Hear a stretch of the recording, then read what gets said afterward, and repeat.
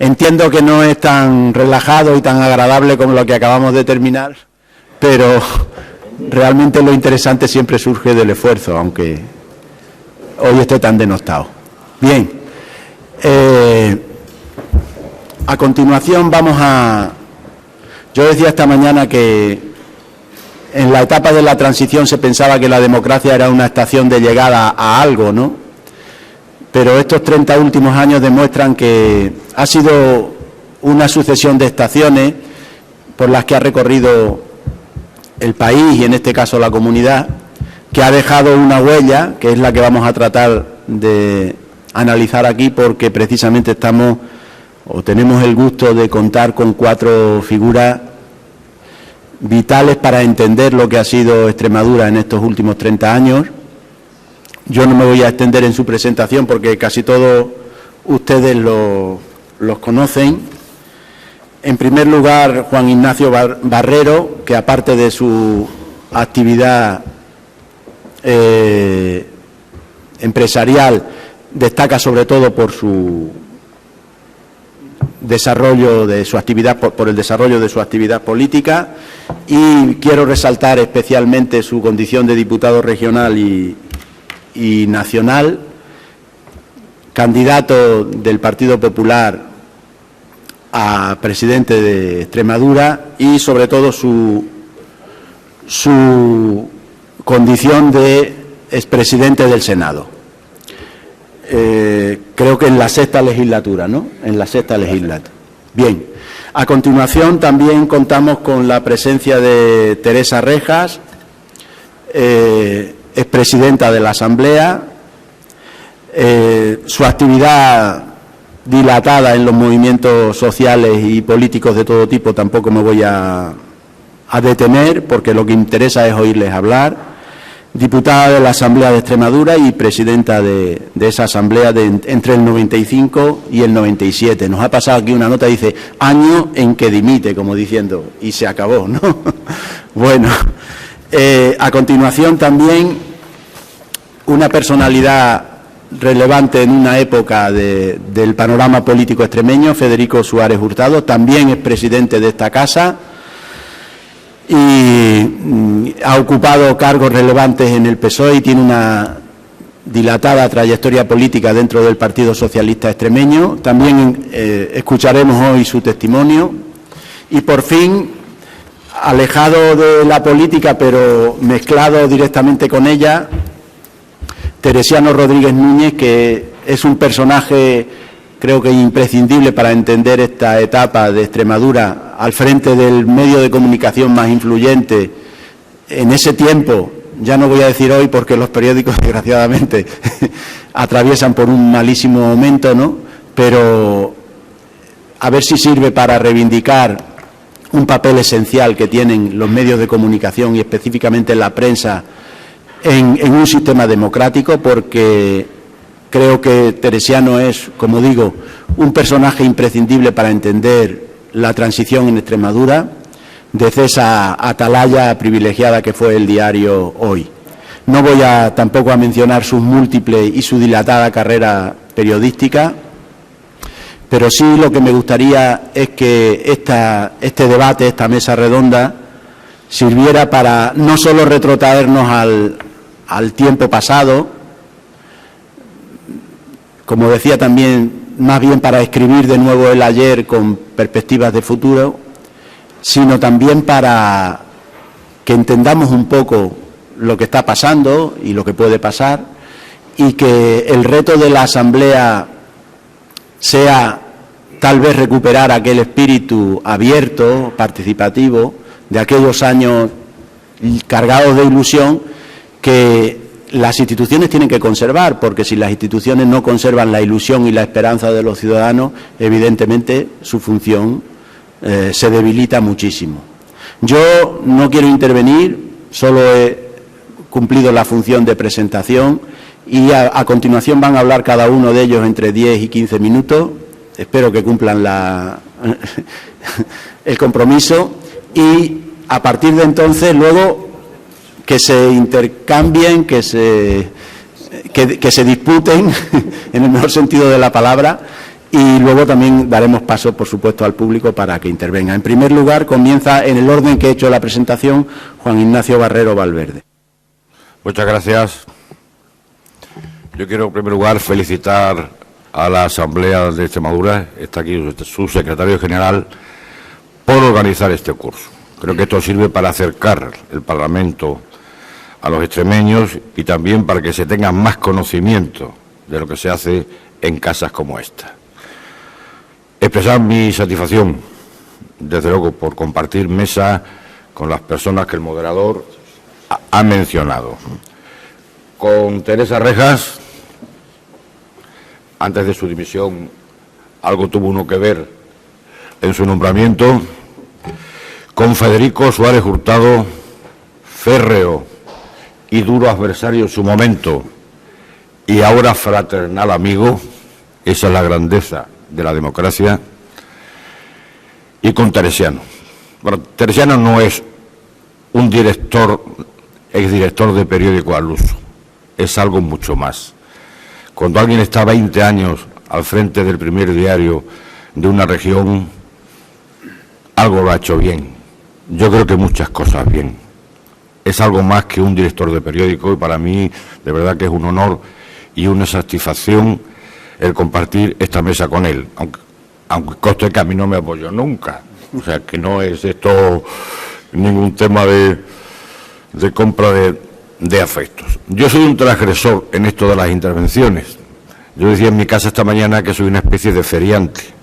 Ahora todo el mundo le ha dado por invitarme a dar conferencias, he estado no sé dónde, el otro día clausurando una conferencia larga en el Senado, donde la Complutense hizo un curso sobre el Senado, y como en la vez anterior, no sé dónde he estado, me pidieron que hablara sobre la historia del Senado. Y yo pensé, ¿y qué narices le importa a la gente la historia del Senado? Lo que le interesan a todo el mundo es qué va a ser del Senado y qué va a ser su futuro. Entonces me salí del guión y naturalmente hablé de lo que yo creía que interesaba. Bueno, hoy, entre otras cosas, hay que hablar de las percepciones de la Asamblea de Extremadura, que para mí son buenas. Pero me gustaría que eso fuera más producto del diálogo, porque si estamos aquí hoy en este Parlamento es por algo que ocurrió hace ya bastantes años. Se han cumplido 35 años desde la promulgación de la Constitución Española de 1978.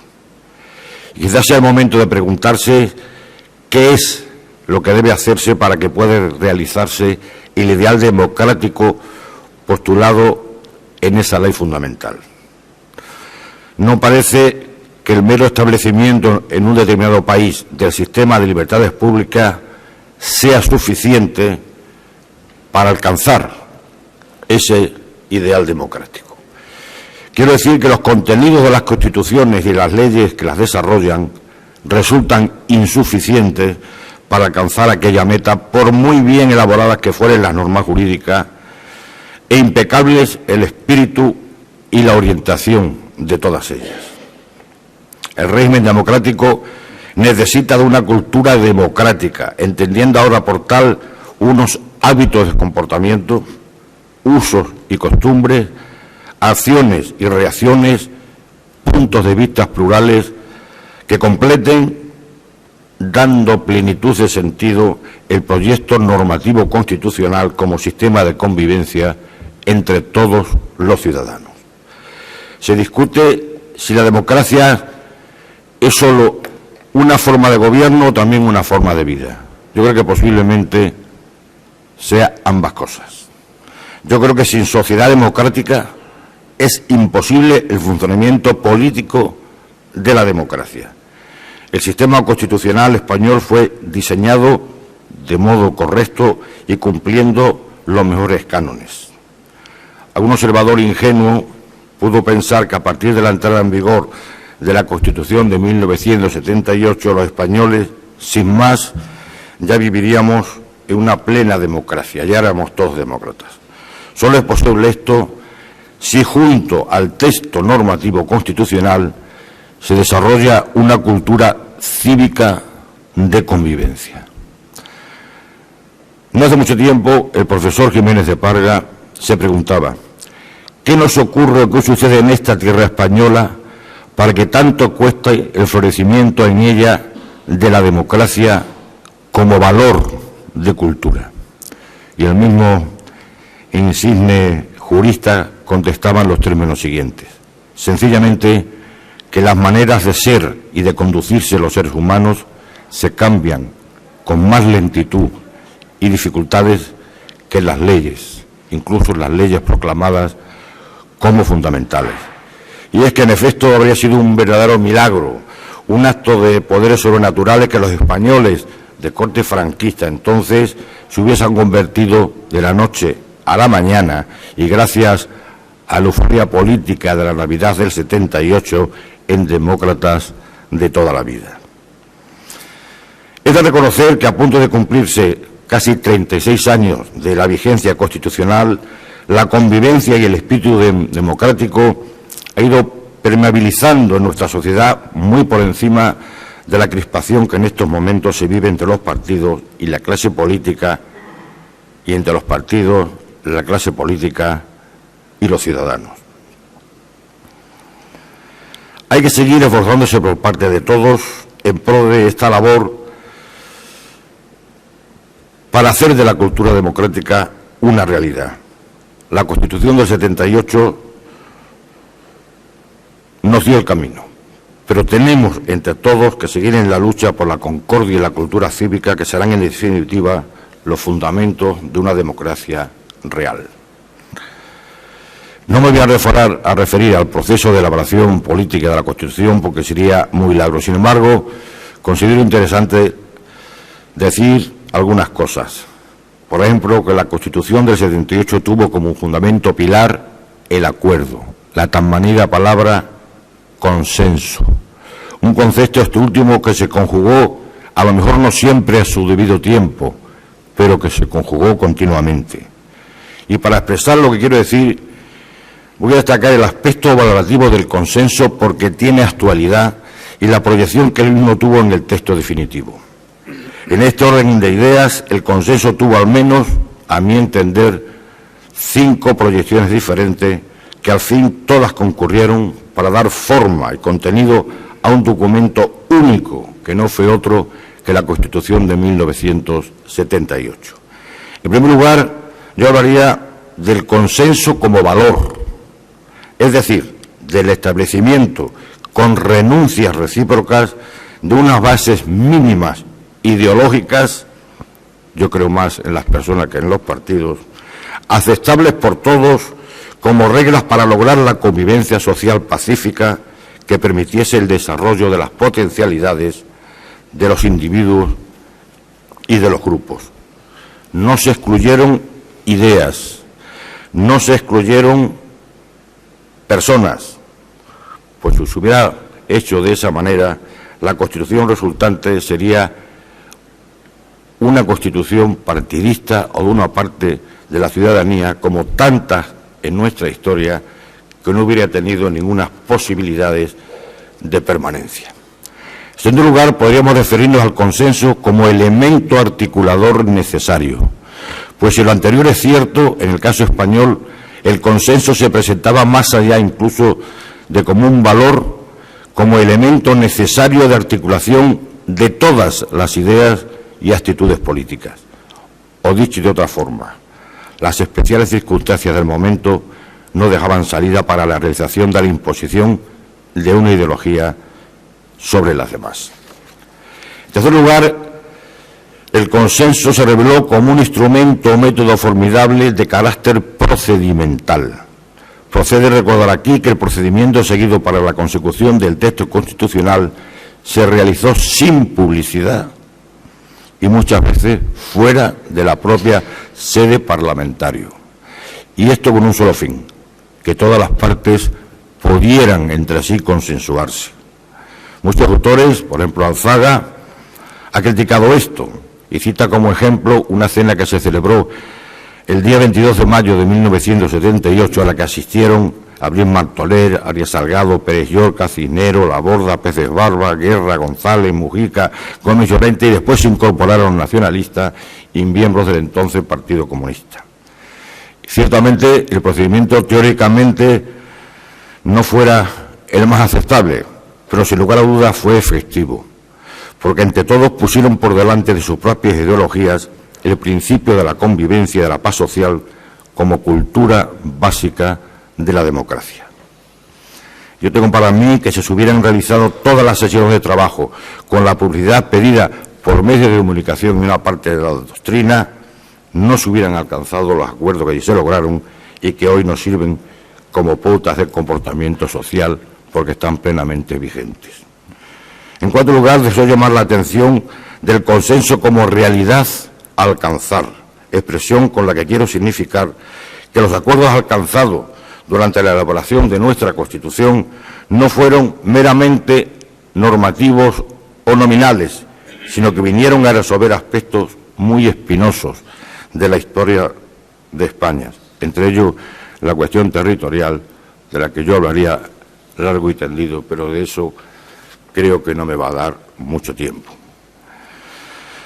Pero todo esto ha hecho que el texto constitucional fuera un texto abierto, no solamente al derecho internacional, sino también al posterior desarrollo del modelo territorial del Estado y el desarrollo por ley orgánica de temas tan importantes como el de los derechos fundamentales y las libertades públicas. Y finalmente, el proceso consensual en sus diversas manifestaciones no hubiera sido suficiente para alumbrar la Constitución del 1978 y sus contenidos de convivencia si no se hubieran producido en esos años los correspondientes acuerdos económicos y sociales. Y como ejemplo que le pueda la actualidad, los pactos de la Moncloa. Si los pactos de la Moncloa, posiblemente la situación hubiera sido absolutamente distinta. Dicho esto, yo soy de la opinión de que, a pesar de todo, España goza de buena salud democrática y que tenemos unas instituciones siempre mejorables que garantizan de forma plena la convivencia social. Digo esto aun a sabiendas que en el momento en que escribo estas líneas, que ha sido hace unas horas, existe una crispación social y política que, a mi juicio, yo espero que tenga un devenir pasajero. La Constitución del 78 como marco normativo de convivencia social es plena. Sin embargo, no se debe uno cerrar aquellos cambios o modificaciones que puedan mejorar el actual marco constitucional. Toda Constitución tiene un sentido de permanencia, pero regula una sociedad que cambia y hay que adaptarla a esa sociedad que indudablemente no es la misma ahora que la del año 1978. Y en este sentido podríamos hablar largo y tendido, pero yo quiero referirme solamente a dos ejemplos. En primer lugar, creo que el modelo territorial abierto del título 8º de la Constitución debe cerrarse. Decía el profesor Peces Barbas que el Estado autonómico era una sinfonía inacabada. Hay que terminar la sinfonía. Si realmente queremos proseguir en la lucha por la igualdad de todos los españoles y persistir en la necesaria solidaridad entre todas las nacionalidades, que no naciones, y regiones que integran la nación española como patria común e indivisible de todos los españoles. En este caso deben adoptarse las medidas necesarias para que el Estado tenga un conjunto de competencias cerradas que garanticen su existencia y viabilidad como garante de todos los ciudadanos. Y para ello, posiblemente, necesariamente, habrá que modificarse el título 8º con el acuerdo no solamente de los grandes partidos, sino de todos los demás que hicieron posible la Constitución. Y al mismo tiempo, en segundo término, yo creo que sería necesario modificar la ley electoral y modificarla en varios sentidos, pero me voy a referir solamente a uno, porque si se ha aceptado como verdad incontrovertible que la democracia, un hombre, un voto, debe aceptarse también que el sufragio pasivo no se encuentre sobrevalorado en determinados territorios de la nación española. Esa es mi opinión y para eso debe volverse a ese consenso, a ese acuerdo de todas las fuerzas políticas de nuestro país. Ya les he expuesto el valor del consenso como instrumento de concertación política. Hagamos lo posible entre todos porque me parece que es absolutamente necesario. Es verdad que nos encontramos en una encrucijada ciertamente difícil. El estallido de la crisis económica ha puesto de manifiesto una quiebra sistémica, institucional, yo creo que larvada durante muchos años de nuestro periodo constitucional. El celo que se presta a estas fases recurrentes de que un país sufre recesión económica, que acaba siendo superada siempre con voluntad y esfuerzo, parece que eclipsa la atención debida a la renovación de sus instituciones, corriendo el riesgo de que finalmente estas quedan anquilosadas y obsoletas. Porque sucede entonces que los ciudadanos comienzan a poner en entredicho todo el sistema del que se han dotado democráticamente, y es precisamente en este momento cuando los políticos, los poderes públicos y los ciudadanos deben exigirse mayores esfuerzos para impulsar muchas reformas que yo creo que tienen carácter urgente.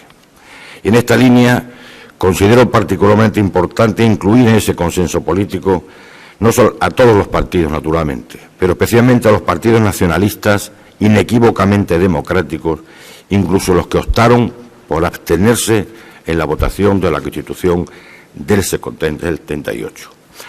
Con ello se trata no solo de dar solidez y estabilidad a las reformas propiciando un sentimiento constitucional, sino también de lograr la plena aceptación del marco constitucional por unos grupos que en realidad ya la han aceptado tácitamente al impulsar y defender procesos estatutarios que tienen su origen y legitimidad precisamente en la Constitución. Y además, la necesaria reforma constitucional aconseja, como decíamos antes, la determinación previa de su objetivo, o con más propiedad, de su alcance, para que las cosas no se vayan de las manos y a ver si por arreglar algún problema surgen otros mucho más importantes. Se trata, en definitiva, de renovar y reafirmar el pacto constituyente que fue el origen de nuestra Carta Magna y cuya importancia histórica yo creo que merecía ser recordada. Estoy defendiendo el Estado autonómico, estoy defendiendo la reforma constitucional. Yo creo que el sistema autonómico está plenamente consolidado, ya es irreversible y solo es discutido por grupos marginales que caen de lleno en lo que yo he calificado muchas veces como militantes de fundamentalismo autonomista. Pero tiene que respetarse algunos principios y algunos reconocimientos. Las comunidades autónomas son ya un elemento imprescindible y eficaz para la vertebración del conjunto de la nación. Ha llegado el momento de concluir un pacto de acuerdo general entre los partidos de ámbito estatal y las fuerzas nacionalistas democráticas, como decía, para terminar el diseño del Estado. Y el Estado de las autonomías debe respetar el principio de que no existe una pluralidad de España, sino una España plural. Y como estamos fuera de tiempo, solamente quiero decir que la singularidad y la diferencia, y me refiero a los famosos hechos diferenciales, no podrán nunca, y es otro principio a respetar, consagrar un derecho a la desigualdad, ni pueden conducir a situaciones de privilegio de unos ciudadanos españoles respecto a los restantes. Los famosos hechos diferenciales deben así tener un tratamiento que nos permita salvarnos del igualitarismo sin desembocar en la discriminación. La singularidad y la diferencia deben quedar plenamente integrados en el proyecto común de España y respetando siempre algo, que la soberanía corresponde al pueblo español en su conjunto y que no puede ser ni troceada ni dividida. Se me ha acabado el tiempo y de las percepciones de la Asamblea de Extremadura me imagino que después tendremos oportunidad de hablar. Muchas gracias. Muy bien.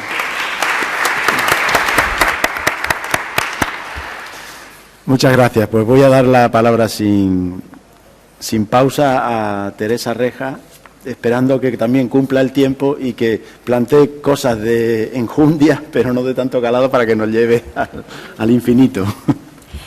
Bien, buenas tardes a todos y a todas. Quiero agradecer en primer lugar a la organización del curso, a los organizadores del curso que hayan hecho posible que esté hoy compartiendo y departiendo mesa con estas personalidades, porque evidentemente cada uno de ellos tiene mucho que aportar a la historia de esta comunidad autónoma.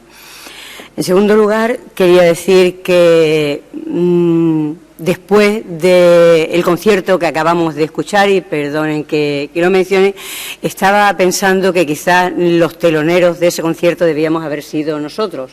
Y no estoy hablando para nada de perder el respeto a mis compañeros de mesa, ni siquiera al público asistente a ellos, sino que estas personas que han intervenido anteriormente, deleitándonos con sus voces y con estas canciones, pues han hecho un recorrido histórico por la transición y nos han transportado a aquella época, que era de alguna manera, según tengo entendido, el espíritu de este curso, que volviéramos a recordar la historia que hemos vivido en nuestra comunidad autónoma de 30 años para acá, de la Extremadura más reciente.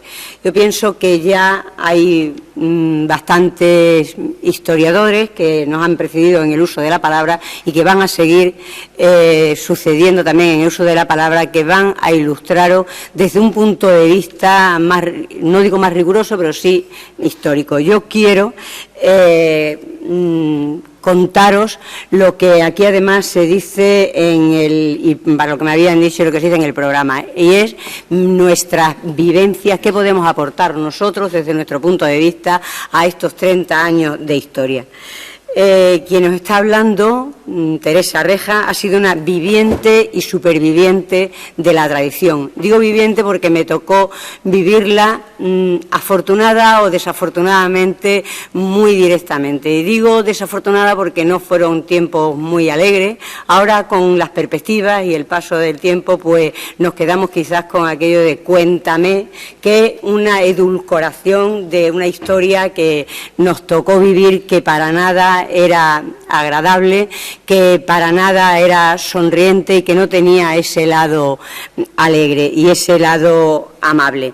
Es verdad que vivimos tiempos duros, que nos tocó luchar, que algunos estuvieron más a la cabeza que otros, pero que, como decía la canción anteriormente, con tu puedo y con mi quiero, pues y fuimos juntos, compañeros, y fuimos haciendo esa historia en una plata junta, en una preautonomía, y ayudando y colaborando con ese grano de arena, que es verdad que no hace granero, pero sí va ayudando a los compañeros. Yo veo aquí caras que estuvieron en el en la primera delantera de la pancarta, pero que si no hubiera sido por los que íbamos detrás y por los que apoyamos, pues quizás no hubiera salido para adelante. Es verdad que mucha gente, muchos extremeños y extremeñas se arrimaron el hombro para hoy tener esta democracia que ya está consolidada, pero que desde luego todavía, como decía también antes la gracia, tiene que llover y tiene que llover a cántaro. Hoy día se están cuestionando de nuevo las autonomías. En tiempos de crisis, como decía Cervantes en El Quijote, donde no hay harina todo es mohina. Y ahora lo que se dice, claro, hay muy poco que repartir, hay muy poco dinero, entonces ¿qué vamos a hacer? Vamos a recortar instituciones, vamos a recortar autonomías, no vamos a duplicar. Y a mí me parece que eso sería una absoluta regresión en esta historia y en estos 30 años de nuestra historia más reciente. Si luchamos porque hubiera una Constitución, si hubo en aquellos tiempos gente que en lugar de la reforma apostaba por una ruptura y hacer piconera, permitidme el lenguaje coloquial, piconera nueva, porque lo otro estaba basado en el franquismo y en el tardofranquismo. Si hubo gente que apostamos por ello, pero que luego después, como decía Juan Ignacio Barrero, en los pactos de la Moncloa, pues se llegaron a acuerdos, y los padres de aquella y madres de aquella Constitución, dejando, y otra vez uso el lenguaje coloquial, muchos pelos en la gatera, intentaron que se llegara a ese consenso para darnos un marco constitucional, y de ese marco constitucional salieron las autonomías. Yo creo que sería, como estoy diciendo, una regresión a tiempos que nadie queremos, y a 30 años atrás si se acabara con ella. Evidentemente, la austeridad no está reñida con que haya o no autonomía, ni se va a salir de la crisis porque se acabe con ella y haya un Estado único, papá Estado, que gobierne en todos sitios. Creo que las autonomías son necesarias. Yo creo mucho en los estatutos autonómicos, creo que son los marcos que nos dimos las distintas autonomías. Creo que es una manera también de el asumir competencias, de tener también más poder y gestionar algo que está más cercano a los ciudadanos y ciudadanas, y por eso creo que tenemos que ser bastante respetuosos con qué cosas decimos y cuándo las decimos y en qué tiempo las decimos. Yo creo que los primeros parlamentarios llegaron a la Asamblea de Extremadura, aquella preautonomía, y después a la Asamblea de Extremadura, después de las primeras elecciones, con el mismo espíritu que llegaron los primeros parlamentarios franceses. Digo con el mismo espíritu, pero también con el mismo desconocimiento. ¿Qué tiene que hacer un parlamentario cuando llega a una institución? Los primeros parlamentarios franceses lo que hicieron es decir, bueno, aquí hay material para escribir, pongan ustedes qué es aquello que tenemos nosotros, vuestros representantes, que hacer una vez que nos habéis votado. Al menos con esa ilusión llegué yo a esta casa. Cuando llegué a esta casa, lo primero que hacía, estábamos en este mismo recinto, era muy encorsetado, el hemiciclo era muy encorsetado, era muy pequeño, y muchas veces las voces de los compañeros y compañeras parecía que se te caían encima, pero hacías una abstracción y tú pensabas, yo estoy aquí sencilla y llanamente, no solo para defender a las personas que a mí me han votado, que han dado el voto a la fuerza parlamentaria por la que yo me presenté, que era Izquierda Unida. No estoy aquí solo para ello. Estoy aquí para traer las voces de aquellos que no tienen voz en esta casa. Estoy aquí para, en lugar de pisar mucha moqueta, mancharme mucho los pies, de barro, de tierras, de caminos. Estoy diciendo de una manera simbólica, evidentemente no estamos con las caballerías ni hay que andar a pie, aunque sí hicimos bastantes marchas contra el paro y a favor del empleo. Pero sí es verdad que lo que hacíamos fundamentalmente era recorrer Extremadura para traer a esta casa los problemas de la ciudadanía y acercarlo a ello. Es verdad que las instituciones y la democracia a veces son una máquina lenta, son una máquina pesada, y que cuando llegan los problemas a debatirse en esta santa casa, cuando llegan a debatirse, ya hace tiempo que los ciudadanos los están padeciendo. En algunos casos no digo resueltos porque no se han resuelto, pero sí ya llegan tarde y a veces tarde, mal y nunca. Yo viví en esta casa dos experiencias de dos maneras. Primero como diputada, bastantes años, y después como presidenta de la Asamblea, y quiero decir como experiencia que no me importaba en lo más absoluto tener que dirigir debate, no me importaba en lo más absoluto tener que llamar la atención o no llamar la atención y que se fueran o no se fueran, porque ese es el parlamentarismo vivo. El parlamentarismo vivo es debatir, y en algunos momentos cuando se debate tiene que haber crispación. El insulto nunca, la falta de respeto nunca, pero confrontar distintos pareceres siempre, porque es verdad, por eso hay elecciones, por eso hay distintas fuerzas políticas, por eso hay distintas maneras de ver y concebir Extremadura desde distintos puntos de vista que tienen que confrontarse aquí, que tienen que verse los problemas de los ciudadanos, pero lo importante es que esos problemas salgan de aquí resueltos, que bien con consenso, y si no hay consenso, bien por la democracia y la vía mayoritaria, uniendo esfuerzos y votos y números, que es lo que hay, que salgan resueltos esos problemas, que nos abstraigamos no de ideología, porque yo siempre lo he dicho, los carnés se pueden quedar a veces en casa, pero la ideología nunca. La ideología es consustancial con la persona, y yo no creo que tengamos que estar como los ángeles sin sexo, porque no sabemos si son femeninos o masculinos, pues aquí sin ideología. No. Yo mi ideología la he traído siempre. Yo he venido aquí, representando a unas personas que me votaban en nombre de una fuerza política, pero yo venía de movimientos sociales donde había visto mucha manera de padecer y mucha injusticia. Y lo que traía aquí era la voz de esas personas que estaban padeciendo esa injusticia.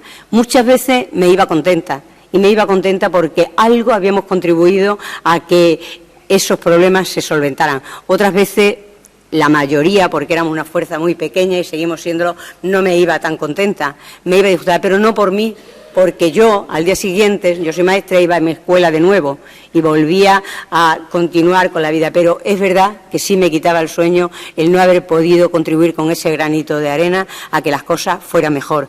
Yo sé que era la voluntad de todos, porque no me cabe la menor duda que la fuerza política que fuera también tenía esa voluntad de solucionar los problemas de su perspectiva, desde su punto de vista, pero muchas veces esos problemas quedaban sin resolver. Yo, y termino con ello, quiero decir que en la Asamblea de Extremadura se trabaja, que se trabaja duro, que cada uno pone su prioridad, que no es solo lo que se ve el día de pleno, que hay comisiones, que tenemos la obligación de ir a donde están nuestros representados, que tenemos casi 400 municipios entre los grandes y los más pequeños, y que tenemos la obligación como diputados de visitarlos, de hablar con los ciudadanos, de venir aquí con las manos llenas y, a ser posible, no irnos con las manos vacías. Esa fue mi intención cuando llegué aquí. Algunas veces lo conseguí, otras veces no lo he podido conseguir. No me trae amargura, porque sigo luchando por ello. Y digo lo que decía un compañero mío: cada vez que abras un periódico, cada vez que oigas una noticia y veas que alguien tiene un problema y está padeciendo, piensa que esa persona se está dirigiendo y te está interpelando a ti. ¿Qué estás haciendo cuando yo te voté? Y si no te he votado, me da igual. ¿Qué estás haciendo ahí, en esa Asamblea de Extremadura, que no estás resolviendo nuestros problemas? Esa fue mi intención, con esa vine, con esa me fui, y con esa intención sigo siendo y sigo estando como persona, aunque no esté en las instituciones, con luchar en contra de las injusticias y muchas veces en contra del viento que no nos ha sido favorable. Pero sé que esa es la parte que yo puedo aportar a la historia de esta Extremadura para hacer una Extremadura mejor, porque yo sí creo que una Extremadura mejor es posible, con menos pobreza, con menos paro y con más ilusión. Gracias.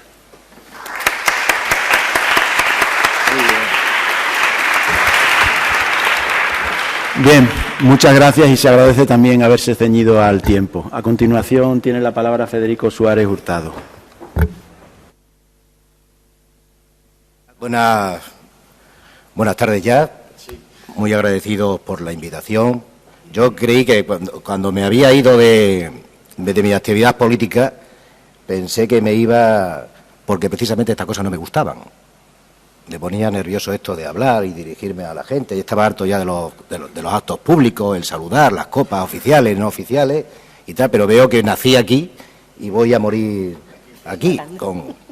Estoy, sin embargo, muy entusiasmado de estar aquí con vosotros, a contar desinformadamente, porque yo no he preparado nada, cuál puede ser o cuál ha sido mi percepción de todos, por lo menos de los primeros años. Tened en cuenta que yo comencé mi actividad política en un partido que venía de reivindicar la dictadura del proletariado, en la última etapa del Partido Socialista, antes de celebrar nuestros congresos, que algunos nos decían entonces congresos reformistas, porque éramos muy de derechas. Bueno, lo ha dicho la canción, la última canción que han interpretado del grupo Jarcha, que creo que se llama Libertad sin ira, viene a ser un poco el reflejo de lo que en los primeros años de la transición en España se venía dando. Tened en cuenta que esa canción no es una canción reivindicativa desde el punto de vista de lo que han sido los grandes movimientos musicales en España de la transición y de la lucha, no contra la etapa predemocrática, sino contra el franquismo, contra la dictadura. Esa canción fue el eslogan, el reclamo ante la televisión española, la pública, la única que había en España en aquella época, para que se votara a favor de la reforma política que solamente estaba consensuada con la Unión de Centro Democrático. Era la operación de Adolfo Suárez de trasladar todas las esencias y todo lo viejo del franquismo a la etapa democrática, por cierto.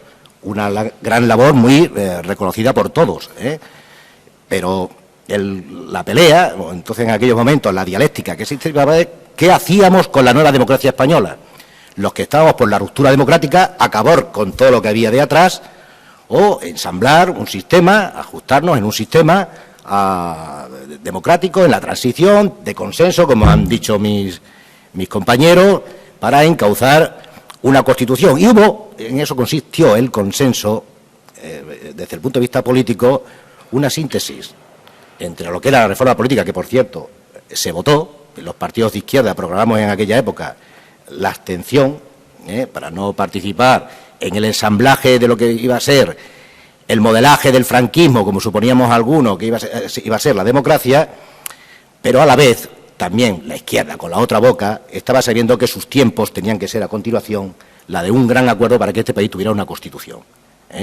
Y es ahí justo cuando vienen las elecciones, las primeras elecciones democráticas del año 77, donde se ponen las cosas muy claras dentro de las preferencias del electorado español, porque incluso hasta entonces había habido una hegemonía desde el punto de vista de la pelea política de la izquierda a través del Partido Comunista de España, que venía muy bien organizado durante la dictadura, con muchas ayudas internacionales, y muchas ayudas internacionales, y un partido socialista que venía de todos sus líderes pasados por el exilio durante más de 30 o 40 años, un partido socialista destrozado y más dividido entre lo que se llamaban renovadores, que los formaban el cuadro sevillano y vasco de Felipe González y Alfonso Guerra, y los históricos del PSOE, los viejos de la Segunda República Española, que se pasaron en el exilio toda la vida. El paso importante que da el Partido Socialista, no lo digo porque yo sea del PSOE, se me ha olvidado decirlo, yo era del Partido Socialista, y también, lo digo porque históricamente también hay que considerarlo, dos momentos históricos en la izquierda. Primero, el paso del Partido Comunista de España a lo que ellos empezaron a denominar en línea con lo que venía del Partido Comunista Italiano y del Partido Comunista Francés, de lo que denominaron eurocomunismo, una adaptación de los partidos comunistas a los sistemas parlamentarios europeos, y el paso que da el Partido Socialista de ser socialdemócrata puro, que antes para algunos de la izquierda, entre estos, yo mismo, que era un joven socialista de aquella época, me parecía que era ser excesivamente de derecha. Y si leéis los periódicos actualmente, sabéis que ahora hay que ser socialdemócrata puro, cosa que antes para muchos de la izquierda era absolutamente abominable, lo dirán los mayores como yo que están aquí. Luego, esos cambios en la izquierda y ese paso adelante también en solitario de Adolfo Suárez y algunas gentes reformistas dentro del régimen, que los había y muchos, también es lo que soportó, porque Adolfo Suárez no tenía ningún partido, es lo que soportó el lanzamiento de la transición española. Es verdad que después se puso en marcha un partido, la Unión de Centro Democrático, que era una amalgama de las fuerzas conservadoras españolas, entre democristianos, liberales, todo lo que estaba pululando en la lucha democrática también contra el franquismo por parte de la derecha, pero que confluyeron al final en el liderazgo muy personalizado de Adolfo Suárez. Y yo creo que ese compromiso, esos pasos que dan entre los tres, lo que permite una transición política adecuada, que no termina, pero la damos casi terminada por la Constitución española del año 78, cosa que a mí me gusta mucho decir porque fue la primera vez que yo fui a votar. Yo no pude votar en las elecciones del 77 porque se tenía la mayoría de edad de 21, y yo no cumplía todavía los 21. Yo cumplí los 21 justo en el 78. Yo tengo el gran honor del primer depósito de voto que hice fue en la Constitución española. Si me oyen mis hijos me matan. Pero es importante, para que entremos en lo que hemos denominado en decir nuestras percepciones de la transición en Extremadura, porque en la pelea contra la dictadura había una frase muy significativa, un eslogan muy significativo por parte de mucha gente de democracia, libertad y estatutos de autonomía. Había una reivindicación de los viejos nacionalistas, amnistía, libertad y estatutos de autonomía. Era una reivindicación histórica de los partidos nacionalistas vasco y catalán, exclusivamente vasco y catalán.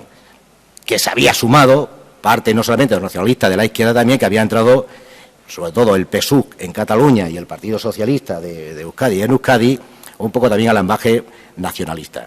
Eso hizo que para dar café para todos, como se decía en aquella época, se contempló muy acertadamente, porque se preveía aquello en el artículo, en el título 8º de la Constitución, el que se permitiera no solamente a esos nacionalismos históricos aproximarse a tener un estatuto de autonomía, sino que se permitiera también a otro tipo de regiones que se habían estado reivindicando también por otras causas sociales, sobre todo aquí en Extremadura bastante, pero fundamentalmente en Andalucía, el que provocó una pelea en todo el país o una lucha lucha democrática y de pensamiento desde descentralización del Estado. Tened en cuenta que aquí en Madrid, en la época del franquismo era Madrid y los demás éramos todos el territorio externo, toda la economía iba alrededor de Madrid, de los países del norte, pero aquí se produjo también un fenómeno que a nosotros nos vino bien de cara a instaurar el sistema autonómico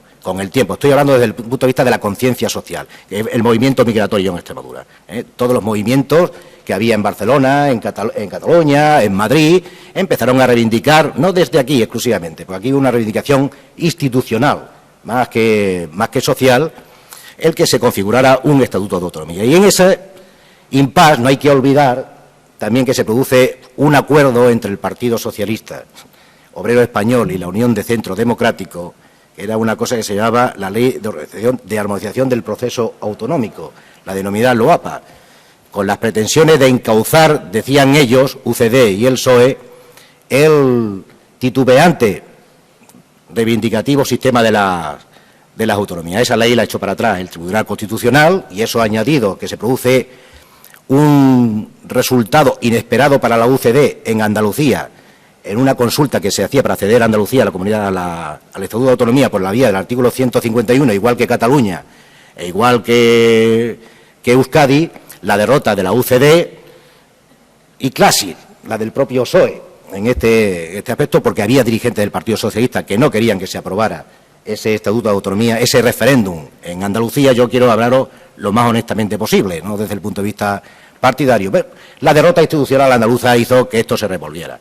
Y al final se empezaron a aprobar estatutos de autonomía, se constituyó aquí la preautonomía existente entonces con los parlamentarios que había en las Cortes Generales, en el Congreso y en el Senado, y se hizo la Junta Preautonómica que sirvió, por lo menos, por eso yo me lo pasé bien, en la época de la transición, servía, no había competencias, a que el PSOE le diera caña a la derecha, a la UCD. Pues no, ni la UCD tenía competencias en la Junta Preautonómica, ni había nada, luego nos servía de una plataforma más que nada de lucha política y electoral para tratar de algún día conseguir la mayoría, como puede ser obvio dentro de los partidos políticos, cosa que os sucede en el año 82 y se relanzan los estatutos de autonomía, entre ellos el nuestro, el del 83, se constituye una asamblea provisional que la presidió el señor don Pablo Castellano en el Parador de Mérida y que yo fui elegido secretario también de aquella mesa por ser el tipo más joven que había por allí. Entonces quiero recordar bien, y yo que venía de posiciones, como ha dicho antes Juan Ignacio, incluso radicales dentro de mi propia organización, el que sí se imbuyó bastante bien la cultura política del acuerdo.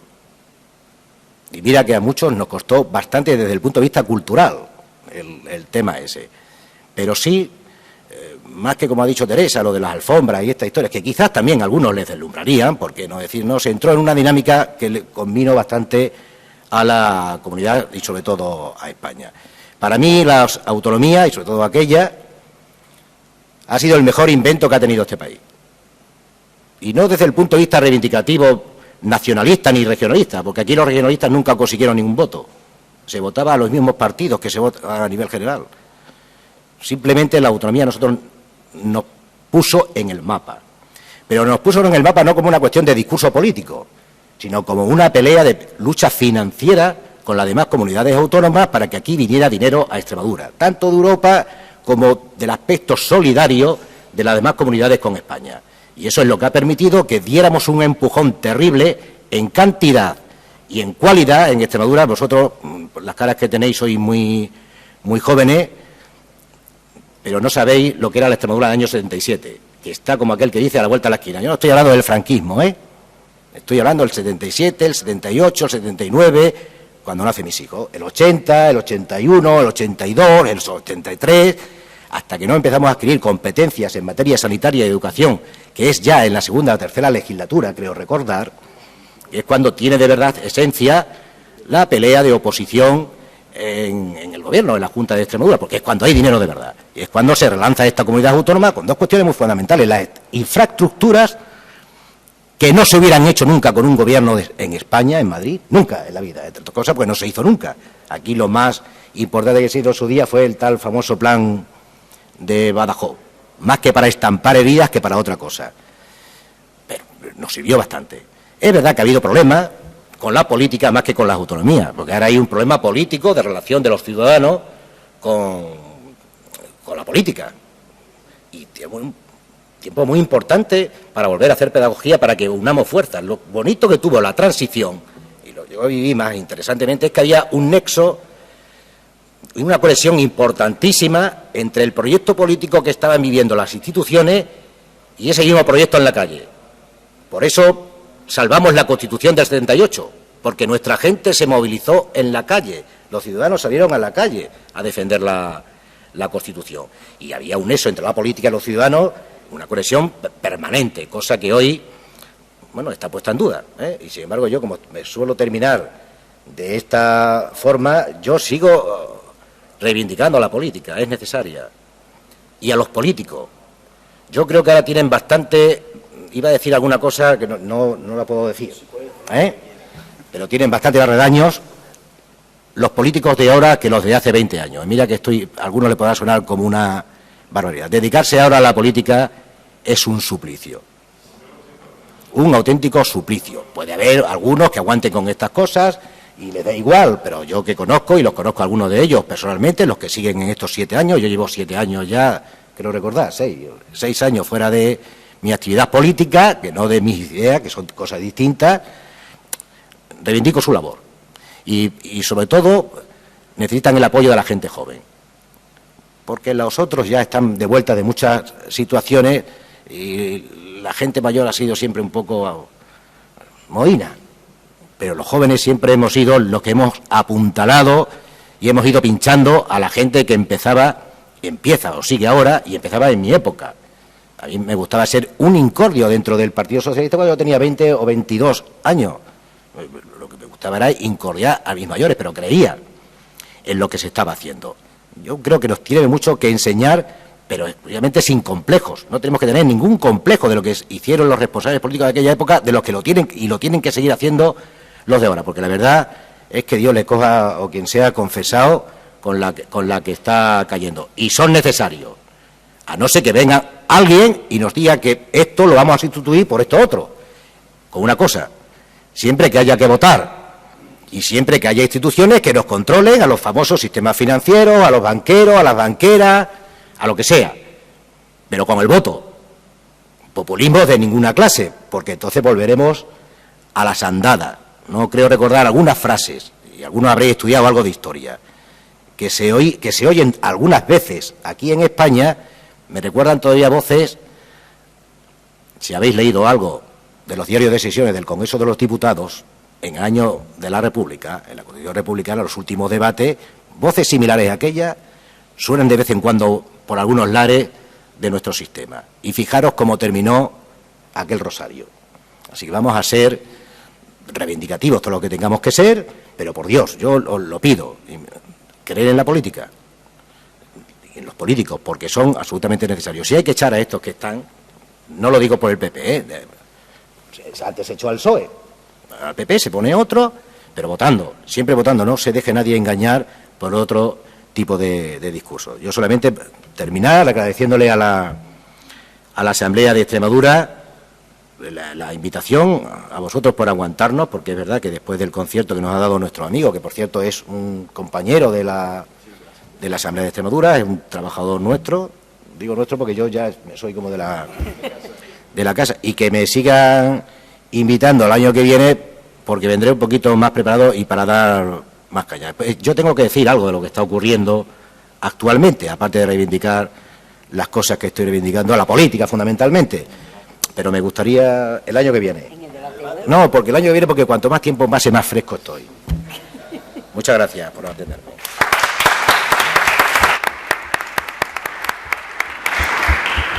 Bien, muchas gracias. Y para terminar esta primera ronda, tiene la palabra Teresiano Rodríguez Núñez. Muy bien, pues buenos días o buenas tardes, o lo que sea ya a estas horas. También tengo que agradecer a quienes han tenido la feliz ocurrencia de invitarme a estar aquí entre estos señores que han sido parte importante de la historia de la Asamblea, parte fundamental. Dos han sido presidentes, Juan Ignacio ha sido presidente del Senado, ha sido diputado y ha sido aspirante a... quiero decir que era primero de la lista en algunas elecciones a la Junta, por consiguiente tiene una larga y profunda y rica trayectoria política. Entonces, a su lado, ¿qué pinto yo aquí? Bueno, pues yo he sido un señor que estaba ahí, que he ocupado un sitio de espectador en una de las primeras filas de butacas, poco más. Gracias a que Juan Ignacio ha tenido la idea de elevarme a la categoría de personalidad, que yo se lo agradezco, luego me ha echado en cara que no le he apoyado, también se lo tengo que agradecer. También se lo tengo que agradecer porque es uno más de los que en su línea política piensan que estuve vendido a la izquierda, cuando la izquierda siempre me ha dicho que estaba vendido a la derecha, lo cual significa que yo me he pasado 30 años en tierra de nadie. Pero bueno, creo que mi posición como periodista tendría que estar ahí. Bueno, tampoco les voy a hacer a estas alturas, ya digo, cuando habrá muchos extremeños ya casi durmiendo la siesta, la crónica de 30 años. Y no la voy a hacer pues porque ni es el momento ni es la hora. Lo que sí quería hacer, aunque tendré que hacerlo muy deprisa, era primero un preámbulo y luego hacer 3 catas en la historia de estos 30 años. Dentro del preámbulo me interesa exponer un par de ideas. La una es que quienes han estado conmigo en el periódico Hoy, hemos tenido siempre desde el principio el convencimiento de que el régimen que se estaba alumbrando en la transición tenía que servir para unir a Extremadura y para, de alguna manera, reivindicar una solución para esta tierra que siempre se había sentido marginada y subdesarrollada. Eso es un hecho. A principios del año 1976 se funda en Extremadura un partido regionalista, que fue Ares, que supone el primer movimiento regionalista, digamos, de ámbito social, porque lo que había existido hasta entonces dentro del regionalismo no pasaban de ser algunas intelectualidades aisladas que habían planteado el problema del regionalismo en un plano absolutamente teórico. Bien, este movimiento acabó luego subsumido en lo que fue UCD, con lo cual desaparece como movimiento reivindicativo. En junio del 1977 se celebran las primeras elecciones generales. Esta mañana el profesor Quirosa hablaba de que Andalucía se dio prisa a iniciar el movimiento hacia la autonomía. Yo tengo que decir que Extremadura se dio muchísima prisa. Tantísima prisa que si en junio del 77 se celebraron las primeras elecciones generales, el 30 de julio, o sea, un mes después, se constituyó en Mérida la Junta de Parlamentarios de Extremadura. O sea que fíjense ustedes si fuimos con tiempo. ¿Y qué es lo que se pretendía con eso fundamentalmente? Elaborar un estatuto de autonomía regional y hacer patente al Gobierno la precaria situación de Extremadura y la necesidad de establecer la solidaridad entre todos los pueblos de España. Él se refería esta mañana a que si algún significado tuvo la autonomía para Andalucía era justamente este, el reivindicativo. Aquí los tenemos en la preautonomía al mes siguiente de las elecciones, estableciendo prácticamente esto. En el periódico Hoy estuvimos obsesionados con un par de ideas. Estábamos obsesionados, y lo confieso no solamente yo, que entonces ni era director, era subdirector, yo y los demás que componíamos la redacción del periódico. La una era el sentido de unidad que había que conseguir en una región donde nunca había existido ni como tal región, nada más que en los estudios de geografía con aquello de Extremadura 2, Cáceres y Badajoz. Aquí de unión pues no se hable más, lo demás serán dos provincias que no se conocían la una a la otra, que los unos tiraban para Sevilla y los otros tirábamos para Salamanca. Esa era la triste realidad. Bueno, pues en hoy, para influir en este tema de ir creando idea en el regionalismo, avanzando en lo que tenía que ser el autogobierno, en octubre del año 77, el periódico Hoy y la cadena SER tuvieron la feliz ocurrencia de convocar una cosa que se llamó Asamblea de Extremadura, a la que se invitó a todos los partidos que tenían representación política en las elecciones que se habían celebrado y también a quienes eran fuerzas políticas, que eran grupos muy de la izquierda, pues ahí estaba la ORT, el Partido de los Trabajadores, el Movimiento Comunista de Extremadura, la Liga Comunista Revolucionaria, una serie de pequeños partidos que no tuvieron ninguna representación cuando se celebraron las primeras elecciones. Y tuvimos la osadía de convocar una cosa que se llamó Asamblea de Extremadura. Yo creo que fue cuando se empezó a hablar de la tal Asamblea de Extremadura. Curiosamente,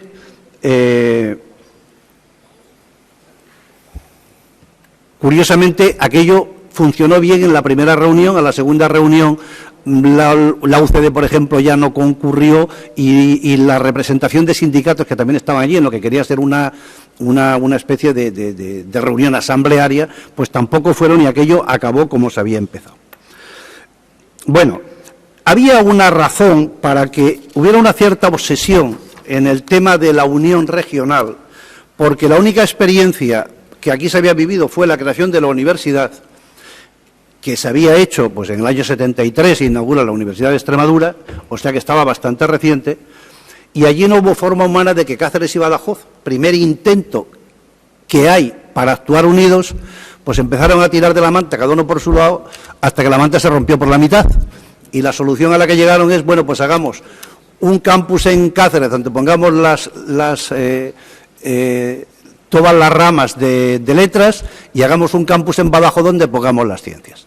Hubo otros que proponían una tercera salida dentro de esta división salomónica, que hubiera sido divertida, ¿no? Dijeron, bueno, pues como no se hace ni en Cáceres ni en Badajoz, ¿por qué no lo hacemos a mitad de camino? Hubiera sido divertido ver ahora mismo la Universidad de Extremadura en la Sierra de San Pedro, que es un paisaje precioso. Pero, en fin, al final acabamos con aquella división que luego ha ido acabando diluyéndose porque no podía ser de otra manera. Pero eso da un poco idea de cómo funcionaban las cosas, ¿no? Nosotros, en este sentido, y esto forma parte del preámbulo, hicimos otra cosa, que en unas modificaciones que introdujimos en el periódico, y estoy hablando de los años 77, principios del 77, tratando de remar, y no sé si influimos o no influimos de alguna manera en la historia de todos estos años, pero tratando de remar en aras a una cierta unidad, en una remodelación que hicimos del periódico inventamos un eslogan que era Extremadura Una, que lo colocábamos al inicio de las páginas de región. Aquello fue gracioso porque a falta de símbolos, que no había símbolos de ninguna clase, en el Colegio de Virgen de Guadalupe de Badajoz empezaron a celebrar la primera semana de Extremadura en la escuela, que era una semana dedicada a tocar temas monográficos sobre Extremadura.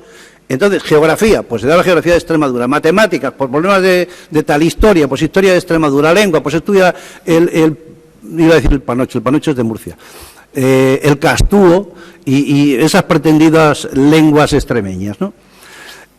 Como no tenían ningún signo identificativo, recuerdo que los chavales recortaban esa cosa que poníamos nosotros, ese logotipo, que era un redondel, donde abríamos las páginas de región que ponía Extremadura Una, en caracteres muy grandes, con un cartón se lo pegaban y se lo ponían como chapa en la solapa.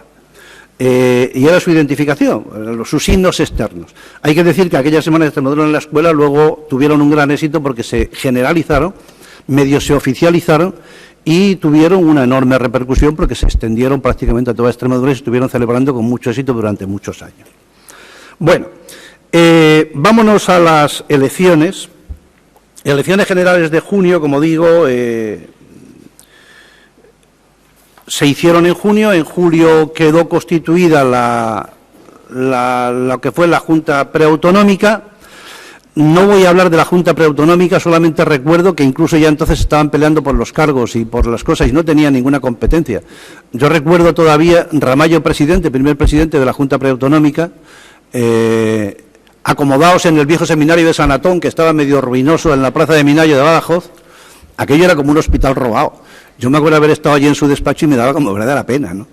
O sea, los demás que estábamos en un medio teníamos un despacho mucho más decente que aquello. Pero bueno, fue un tiempo que fue eso lo que nos trajo. Cuando en junio del año 82 quedó dictaminado el texto del estatuto, en junio del 82, claro, ocurrieron muchas cosas. Que se dejó el estatuto en suspenso, que en agosto se disolvió el Parlamento, que se convocaron elecciones generales para el 28 de octubre, que aquellas elecciones supusieron un cambio político brutal porque se hundió UCD y quien ganó las elecciones fue el PSOE. Con lo cual, en noviembre se retomaba la tramitación parlamentaria del estatuto, las disensiones de UCD sirvieron para que en el mes de diciembre dejara de ser presidente, entonces era Manolo Bermejo, que había sucedido a Ramallo en la presidencia de la Junta Preautonómica, y entrara como presidente Juan Carlos Rodríguez Ibarra. Y en la presidencia, en la Junta, en la Asamblea Preautonómica, es cuando entró Pablo Castellano. Y así llegamos a las elecciones autonómicas de mayo del 83. Bueno, así no llegamos. Así llegamos, lo que nos comentaba esta mañana el profesor Juan Sánchez de la tramitación del estatuto, cuando ya en el año 83 tiene que llegar al Congreso, a las eternas peleas que habían existido en la tramitación del estatuto por la paridad o la proporcionalidad, en que ya se daba por hecho que el estatuto había quedado cerrado, pero resulta que a última hora cambiaron y dejan la proporcionalidad corregida que se había establecido, que era prácticamente una paridad con ligeras variantes, se vuelve a la proporcionalidad y en Cáceres montan la Tercera Guerra Mundial para protestar porque dicen que les han engañado. Hubo manifestaciones allí casi fue como una llamada a la guerra y bueno, pues esto fue lo que ocurrió. Bien, decía, a mí me interesaría hacer una pequeña cata, dije en 3 momentos. La primera idea que se le planteó a los máximos órganos del nuevo régimen, tanto la Asamblea como lo que era la Junta, ella era llevar al ánimo de la gente la idea de que estas nuevas instituciones, igual que el régimen, eran una buena cosa para la región y que tenían que resultar eficaces para sacar a Extremadura de esa situación de postración que se venía lamentando. Yo recuerdo a este respecto una conversación que yo tuve con Juan Carlos Rodríguez Ibarra, recién estrenada, ya digo, la autonomía, recién estrenada, cuando llevábamos un tiempo de rodaje, que no era mucho, donde él mostraba la preocupación que tenía por ver cómo se podía llevar al ánimo de la gente el convencimiento de que la Junta de Extremadura y la autonomía era algo que valía para algo que tenía sentido. Yo recuerdo que le dije, mira, yo creo que la única fórmula es hacer visible esto de manera, oye, pues que cuanto tengáis disponibilidades acometáis alguna de las obras que se vienen reivindicando desde hace muchísimo tiempo. Y recuerdo que yo le insinué, oye, ¿por qué no atacáis el problema de arreglar la carretera de Cáceres-Badajoz? En aquella época la carretera de Cáceres-Badajoz era un camino de cabras. Y se lo dice a alguien que tuvo que ir muchas veces a Cáceres y acabé optando por quedarme a dormir cada vez que en el invierno un acto acababa tarde, porque venir de noche era jugarte la vida por esa carretera. Y Juan Carlos me hizo caso y una de las primeras obras importantes que hicieron fue justamente el arreglo de esa carretera, lo cual era visualizar eso que la gente estaba pretendiendo y eso, oiga, pues que la autonomía, que la Junta y que la Asamblea sirve para algo. De modo es que en eso pues no está nada mal. Falta de popularidad de la Asamblea, pues es verdad que la ha tenido siempre. Yo creo que es verdad que la ha tenido siempre. La gente ha visualizado mucho más fácilmente lo que es el trabajo de la Junta que el trabajo de la Asamblea. Y a la gente, aquello de que, bueno, la Asamblea es la que hace las leyes, es cierto, pero las leyes no se, digamos, no se interiorizan hasta que las ves plasmadas en hechos reales. Es decir, las leyes son la literatura del cambio y la gente no está en la literatura, está en lo práctico, ¿no? De manera que hay que reconocer que en los primeros tiempos la Asamblea sí que tuvo una actividad grande. Es decir, que trabajo no le faltó. Miren, cuando se aprobó el reglamento de la Asamblea, quiero recordar que fue el mes de septiembre. Bueno, pues a finales de ese año yo tengo aquí anotado que se había aprobado la ley de presupuestos para el año 83, pero las leyes en cuanto hacen el rodaje se suceden y se aprueba la ley del Gobierno y de la Administración Autonómica, la ley de creación de IPROCOR, la ley de presupuestos, la ley del Consejo de la Juventud, la ley de ferias y mercados, la ley general de la Hacienda Pública, la ley del escudo y el himno. Se había convocado el Día de Extremadura, la ley de incompatibilidades, de iniciativas legislativas, la ley de la dehesa, la ley de la función pública, la ley de reconocimiento de la extremeñidad. Es decir, hay una prisa enorme en hacer leyes. Claro que a la vista de aquello, yo lo que me he preguntado más de una vez es si no habrán tenido, y que me perdonen los señores que forman parte de la Asamblea y sobre todo quienes la han presidido, no hemos tenido una cierta obsesión por hacer leyes. Me da esa sensación, ¿eh? Me da esa sensación porque es que parece que hay que legislarlo todo es novo y a lo mejor ahí nos estamos columpiando. ¿Qué le representa esto a la gente? Pues muchas veces un incordio porque a lo mejor estamos haciendo una administración excesivamente compleja. Mire, a mí hace unos días, y me lo ha notado aquí, me llamó la atención un comentario, creo que fue en el mes de junio este pasado, que hizo el presidente de la COE, que aportaba algunos datos. Dice, en el 2011 se aprobaron 2.896 normas de carácter estatal y 10.261 de origen autonómico, en el 2011. En 2012, el Boletín Oficial del Estado publicó 151.133 páginas. Bueno, y los boletines y diarios oficiales de las comunidades autónomas llenaron en el 2012 la pequeña cantidad de 715.009 páginas. No sé si no habrá que revisar un poco toda esta faramalla en la que nos estamos moviendo. No quiero que se me acabe el tiempo. Un segundo periodo que me interesa destacar es el que se produce a partir de las elecciones de mayo del 85. Y digo que me interesa destacarlo porque supone un cambio importante en la vida política de Extremadura. El PSOE fue el partido más votado, pero por primera vez en la andadura autonómica no alcanzó la mayoría absoluta, se quedó con 31 parlamentarios. El PP obtuvo 27, 6 el PC, Izquierda Unida y 1 Extremadura Unida. Aquella noche, a la vista de los datos disponibles, decíamos nosotros en un editorial, se configura un nuevo horizonte con cambios importantes. Probablemente en el Gobierno regional y en no pocos ayuntamientos habrá que echar mano de pactos a falta de mayorías absolutas. Y me interesa destacar esto porque es algo que a mí siempre me preocupó. Es más fácil gobernar con mayorías absolutas, pero lo que no se puede dar por sentado es que con minorías no sea posible gobernar. Lo que ocurre es que los pactos se componen siempre de renuncias por ambas partes.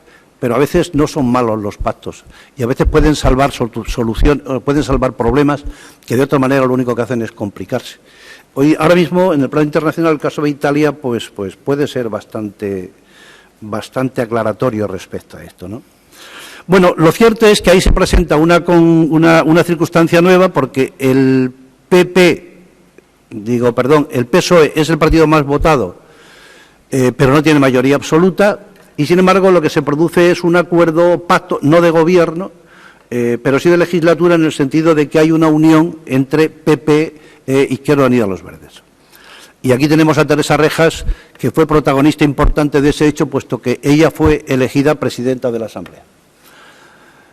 Era un cambio nuevo que fue visto pues de distintas maneras según quien lo enjuiciaba.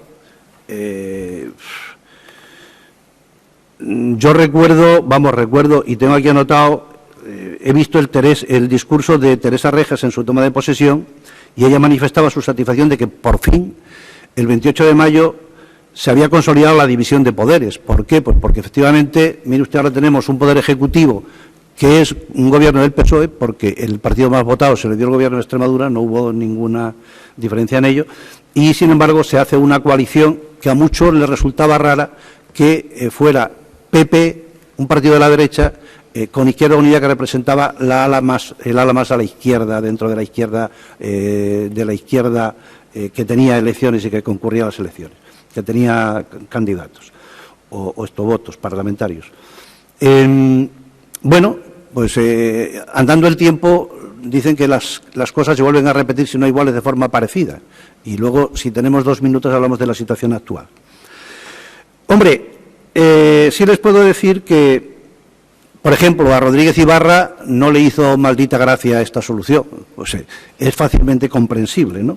Hay una frase que refleja un poco cuál fue su idea, como muchas veces el hecho de que estuviera en manos del Partido Socialista el Gobierno de Extremadura y la presidencia de la Asamblea de Extremadura había llevado a los otros partidos a hablar muchas veces de que estaban imponiendo el rodillo, pues entonces, a raíz de lo que se produce en este momento, Rodríguez Ibarra dijo aquello de que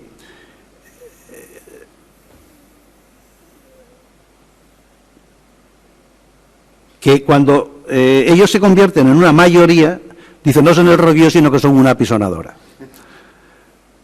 Era su forma de contraatacar, clarísima y muy explicativa, como acostumbraba muchas veces a hacer Rodríguez Ibarra, que era pródigo en facilitarnos a los medios de comunicación titulares llamativos. Eso es cierto. Bien.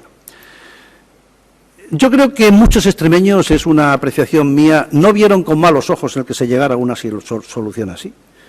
Porque, hombre, las mayorías absolutas pueden ser buenas, pero también suelen ser peligrosas. Y muchas veces conducen hacia sitios que no son los mejores. Yo creo también que incluso por parte de algunos de los medios de comunicación aquello no se vio con malos ojos, es decir, que no hubo ahí una oposición abierta a que se hiciera esta especie de pacto entre PP e Izquierda Unida, porque de alguna manera contribuía a la gobernabilidad en Extremadura y a que se pudiera ejercer por primera vez algo que es fundamental en una asamblea, que es el control del poder. De manera que en ese sentido yo creo que fue positivo. Bueno, luego aquello terminó como terminó y quien mejor lo podría contar es Teresa Reja, que la tenemos aquí entre nosotros, ¿no? Y es que la coalición pienso que fue una de las razones más importantes. La coalición en Izquierda Unida no se rompió por parte del PP, sino la crisis interna que se produjo dentro de la coalición Izquierda Unida, Los Verdes y la Nueva Izquierda. Lo primero que se produjo fue la dimisión de Ricardo Sosa. Ricardo Sosa, que era uno de los parlamentarios del Grupo Izquierda Unida. Esta se produjo el 1 de mayo del año 77. Del año 97. Y las razones que dio Ricardo Sosa para su dimisión es que se había creado un clima de crispación, de desconfianza y hasta de agresión, y él decía que no había confianza, ni expectativa, ni autocrítica, ni conexión con los movimientos sociales. Este es un hecho que se produjo así. Ricardo Sosa se retira, en su lugar entra nuestro amigo Luciano Fernández Gómez, que era el que le seguía en la lista. Con la entrada de Luciano, la crisis va a continuar. Yo le mencionaba antes un artículo suyo que se publica en el de verano, en el mes de junio, que se titulaba Nueva Izquierda ante la Quinta Asamblea de Izquierda Unida, que lo que hace es plantear qué es lo que a su modo, cuál es el que a su modo tiene que ser el planteamiento de esa nueva izquierda que se está produciendo.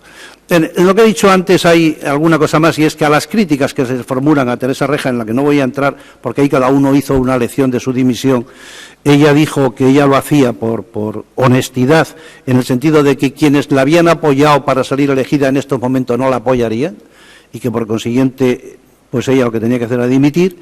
Para otros pues era un acto de irresponsabilidad, para otro era un fracaso, en fin, cada uno dijo lo que le pareció.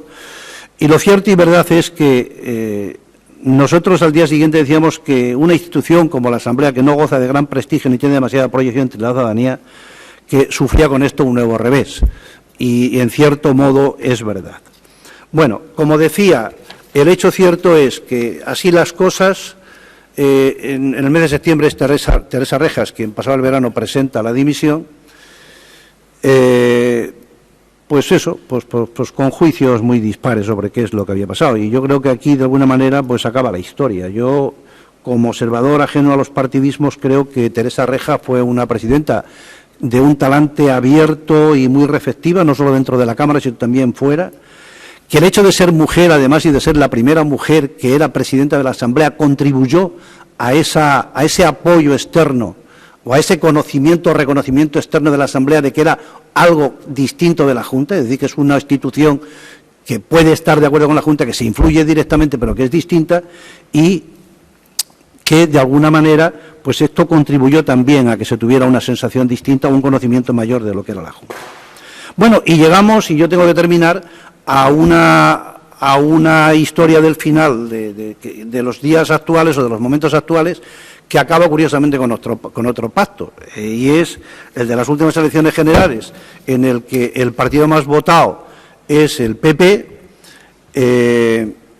pero el PP no tiene mayoría, y al no tener mayoría, pues volvemos a las andadas, a ver cómo se gobierna. En este caso, resulta que los apoyos al PP se los sigue prestando también otra vez Izquierda Unida, que no se llega a un pacto de legislatura,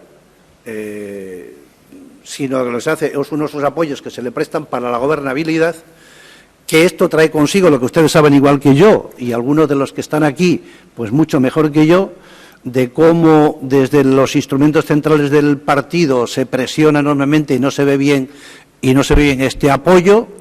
Aquí mismo pues hay sus más y sus menos, sin embargo pues esto sigue adelante.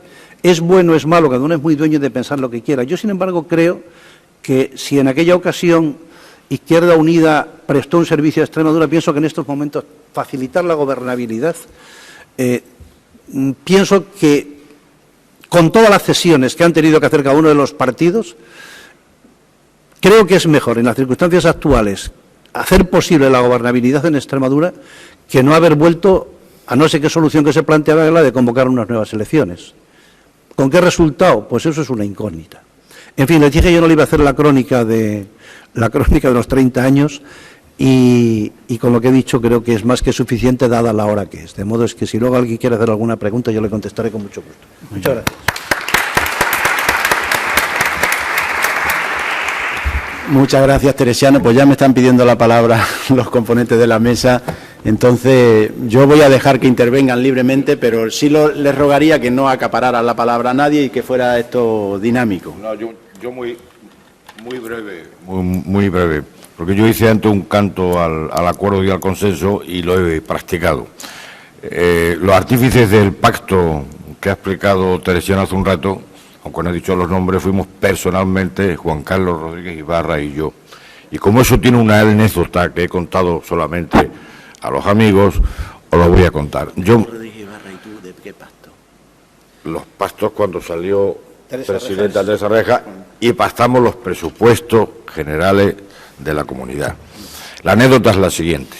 Yo soy el candidato, conseguimos quitar la mayoría absoluta Ibarra por primera vez y se plantea el problema de aprobar los presupuestos. Yo tengo una comida con el presidente Aznar y Aznar me da instrucciones concretas, esto no lo he dicho nunca nada más que en petit comité, de que no apruebe los presupuestos. Y me lo dice con esa mirada profunda de Aznar que parece que te atraviesa el cuerpo. Yo me vengo de Extremadura. Las grandes decisiones en política siempre se toman en soledad, que nadie lo olvide, eso es lo difícil. Llego a mi casa, descanso, me pongo a pensar y digo, Extremadura no puede permitirse quedarse sin presupuestos. No puede ser, tenemos que tener unos presupuestos. Llamé a Juan Carlos Rodríguez Ibarra y nos sentamos después con nuestros equipos y pactamos los presupuestos. Y todo el mundo del PP de aquí y de Madrid me dijo, Juan Ignacio, acabas de terminar tu vida política. Le has llevado la contraria al presidente, no tienes absolutamente nada que hacer. Y yo dije, pues lo siento mucho, pero yo creo que he hecho lo que tenía que hacer. Bien, ¿cuál fue lo curioso? Que 6 meses después el presidente Aznar me llama para ofrecerme la posibilidad de ser presidente del Senado. Es decir, que él pensó, este hombre tiene criterio y además ha puesto los intereses de su tierra por encima de mis instrucciones. Por eso muchas veces cuando se hace lo que se tiene que hacer, pues al final las cosas son buenas en vez de ser malas para uno mismo. Solamente ese comentario. Sí, venga, intervenir libremente, sí. Le había dicho la palabra por alusiones directas y porque me ha interpelado en algunas cosas Teresiano. Ha dicho Teresa Reja, puede decirlo. Efectivamente, estábamos hablando del año 95, él ha tenido un laxus y ha dicho en el 80 y tanto, era el año 95, en las elecciones del 97. En las elecciones 95 es cuando el Partido Socialista pierde la mayoría absoluta, se gana una mayoría relativa. Nosotros siempre habíamos dicho que tenía que gobernar la lista más votada y eso se tenía muy claro, independientemente de que luego se hicieran distintas elucubraciones. Y efectivamente se hace un pacto institucional con el Partido Popular, Izquierda Unida y Extremadura Unida, que había sacado también un diputado. Un pacto institucional que no era un pacto de gobierno, sino sencillamente porque se hablaba de el hacer esa división que yo hablaba de poderes. De alguna manera, aquí en Extremadura eso causó un gran escándalo, sobre todo por parte del Partido Socialista, que sacaron la teoría de la pinza. Teoría de la pinza que no se saca en Cataluña, que se hace exactamente lo mismo porque la mayoría minoritaria la había sacado Convergencia y Unión y, sin embargo, el presidente de la Asamblea de allí fue Joan Raventós del Partido Socialista. Se hicieron el mismo pacto que en Extremadura se traslada a Andalucía con un presidente que es Joan Raventós, que es respetado por todas las fuerzas políticas. Sin embargo, aquí en Extremadura eso lo entienden los ciudadanos, lo entienden, como decía Teresiano antes, algunos medios de comunicación, otros no. Otros no, y claro, se vierten de todas las descalificaciones posibles, incluso diciendo que Teresa Reja había entrado en la Asamblea de Extremadura por el método del butrón. Esos son artículos que están ahí y que forman parte de la hemeroteca y otras cosas muchísimo más fuertes. O sea, no se entendió por parte del Partido Socialista, quizá, pero tampoco se entendió por parte de esos acólitos o esos voceros o esos... Yo le decía antes a Federico que muchas veces el presidente Rodríguez Ibarra no necesitaba sicarios a sueldo, sino que tenía sicarios que, como Salomé, le ofrecían la cabeza del Bautista en bandeja para que no tuviera ni que molestarse. Y eso se dieron. Y se dieron en aquella época para hacer unas críticas absolutamente exacerbadas, no contra la política que se estaba llevando en la Asamblea de Extremadura, que creo que en ningún momento el Partido Socialista, y aquí está Federico Suárez, puede decir que desde la presidencia de la Asamblea se tratara mal al Partido Socialista ni a los diputados del Partido Socialista.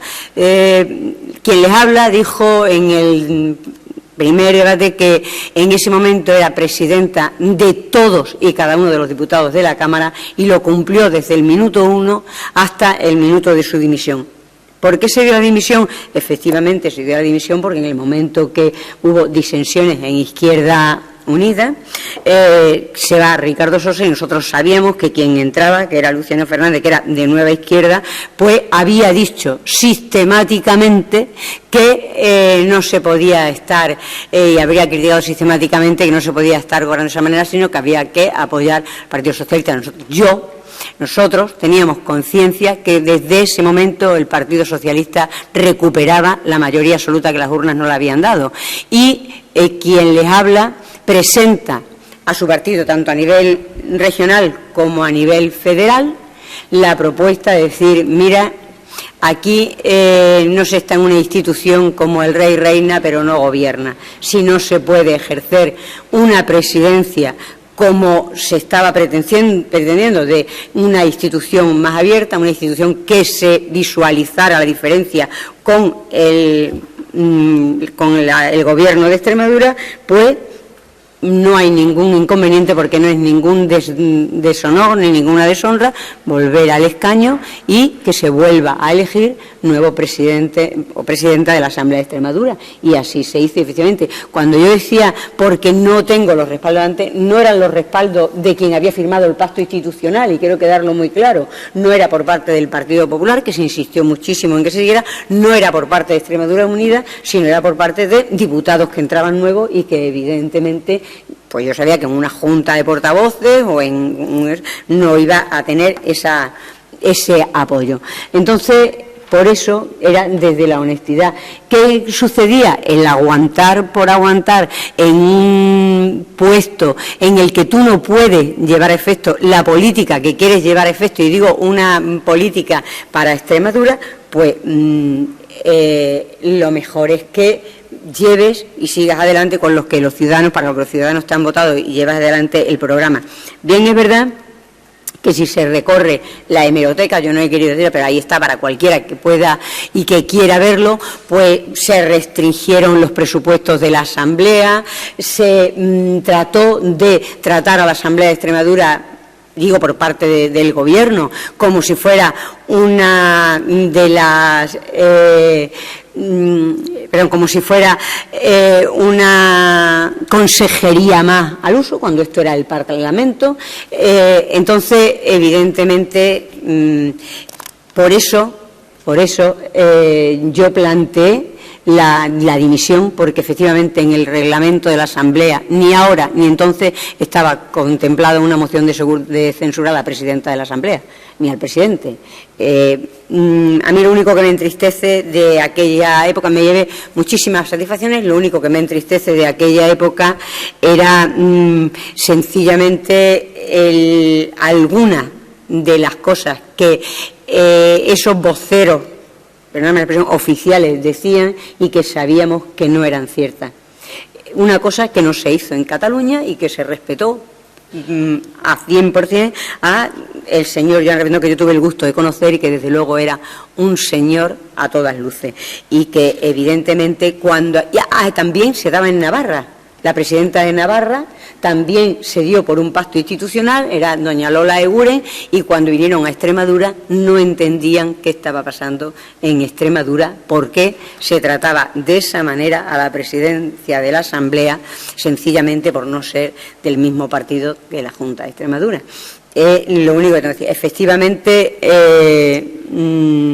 bueno, pues sí hubo un reconocimiento por parte de colectivos sociales, sí hubo un reconocimiento por parte de otros medios de comunicación de la labor que se estaba desarrollando en la Asamblea, y sí hubo reconocimiento, y yo no voy a contar anécdotas ni voy a contar lo que se dice off the record, porque lo de off the record queda, irá conmigo a la tumba, de cosas que algunos diputados del Partido Socialista me hacían llegar.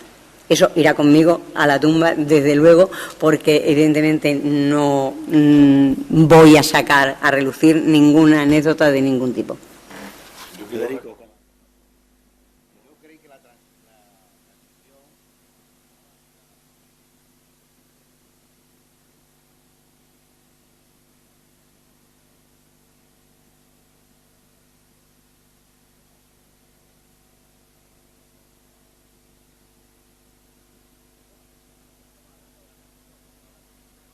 Se ve, para algunos es reivindicativo porque les encanta, y sin embargo para otros, yo no recuerdo muchas de las situaciones. Yo era dirigente del Partido Socialista, presidente del grupo parlamentario y de los supuestos acosadores a la Asamblea de Extremadura en aquel caso. Y es verdad que el Partido Socialista, que perdió las elecciones, la mayoría absoluta en el año 95, por un montón de razones que no vamos a explicar ahora y que ninguna atañían a Extremadura, igual que supuestamente pasó hace 2 años con el señor Vara.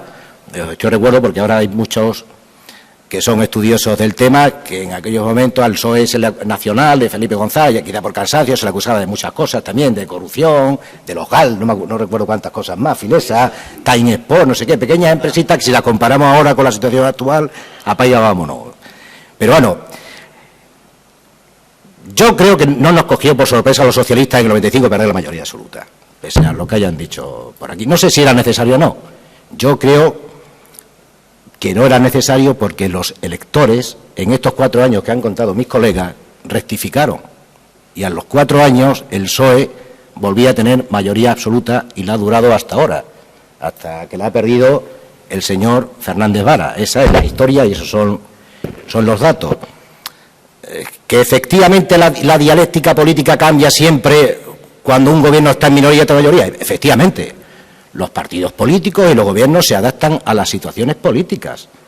Con tanta legitimidad se firmó un pacto porque se creía en Montesquieu entre Izquierda Unida y el partido, un pacto institucional, no político, para que mantuvieran el poder legislativo mientras la Junta iba a mantener el Ejecutivo, bueno, pues puede entrar dentro de lo razonable.